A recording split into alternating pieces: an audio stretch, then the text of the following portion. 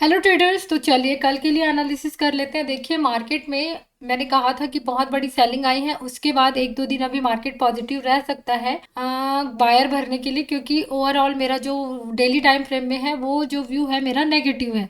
तो नेगेटिव अगर मार्केट को कंटिन्यू करना है तो अभी बायर के एसएल अवेलेबल कराने पड़ेंगे मार्केट में।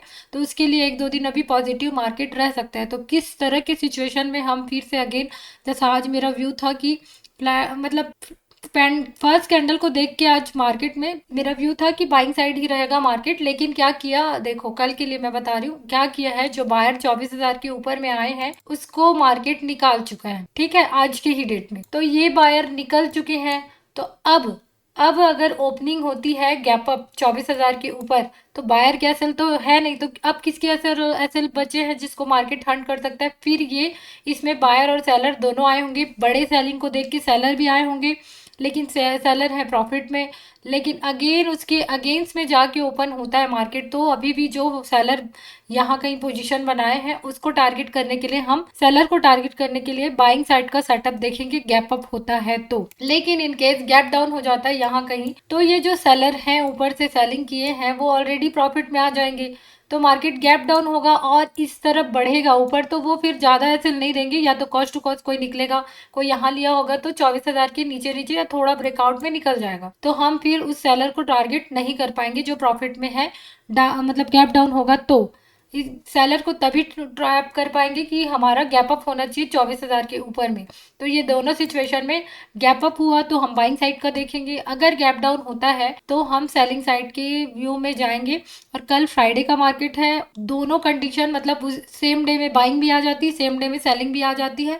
तो उस समय अगर कोई सिचुएशन एसएल हंटिंग कैंडल के अकॉर्डिंग कुछ बनता है तो वो लाइव मार्केट में ज़्यादा ही अच्छे से समझ में आता है। बाकी अभी प्री एनालिसिस में ओपनिंग के हिसाब से हम गैप डाउन में सेलिंग का देखेंगे, क्योंकि सेलर बायर को ऑलरेडी निकाल चुका है मार्केट। सेलर अगर होंगे तो वो प्रॉफिट में हो जाएंगे, तो उसको टारगेट करने का अपना रहेगा नहीं, इसीलिए कंटिन्यूटी में जाएंगे। और गैप अप होगा तो फिर जो ये ऊपर में सेलर है उसको टारगेट करेंगे। तो सिंपल सा व्यू है सारे इंडेक्स में। चलो सेंसेक्स में भी सिंपल सेम ही रहता है निफ्टी के जैसे, तो सेंसेक्स को अगेन रिपीट नहीं करूंगी। इसमें भी सिमिलर वही हुआ कि ये ऊपर में बायर थे तो उसको अच्छे से निकाल चुका है मार्केट, उसके बाद अगेन गैप अप ओपन होता है मार्केट में।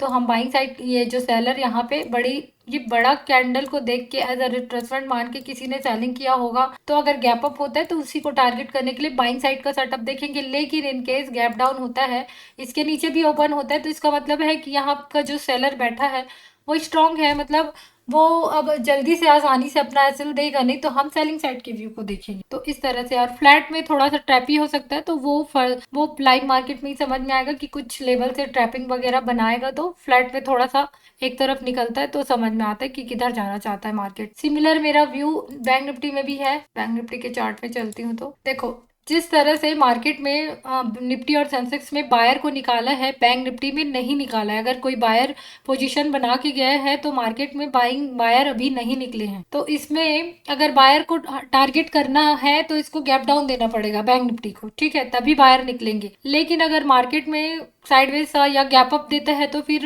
ये कंटिन्यू करेगा, और इसके साथ साथ निफ्टी और सेंसेक्स भी करेंगे, क्योंकि उसमें बायर निकल चुके हैं, इसी का बायर अभी नहीं निकला है। तो अगर ये धीरे धीरे बढ़ के एक दो दिन और बायर एक्टिवेट करता है बायर के एसएल, तो मार्केट हो सकता है एक दो दिन अभी बाय मतलब वो रहे, अप साइड ही रहे, या फिर पॉजिटिव रखे मार्केट को। तो इस तरह से सिचुएशन, अगर गैप अप होगा तो इसमें भी हम बाइंग में जाएंगे, लेकिन अगर गैप डाउन होगा तो फिर ये जो बायर है वो निकल जाएंगे, उनका एसएल हो जाएगा, और उसके बाद भी नीचे कंटिन्यू करता है तो सेलिंग साइड का देखेंगे। लेकिन अगर गैप डाउन करने के बाद तुरंत ही फास्ट रिकवरी कैंडल आ जाता है बाइंग का, जैसे आज सुबह मॉर्निंग में फर्स्ट कैंडल आया वैसा, तो इंट्राडे में एक फर्स्ट हाफ के लिए अपन बाइंग साइड का ही देखेंगे, फिर देखेंगे सेकंड हाफ में कैसे रिएक्ट करता है, क्योंकि जैसे वो सेलिंग कर दिया था लास्ट आवर में, बैंक निफ्टी में उतनी अच्छी सेलिंग नहीं आई है, बायर अभी बैठे होंगे। तो मिलते हैं कल लाइव मार्केट में।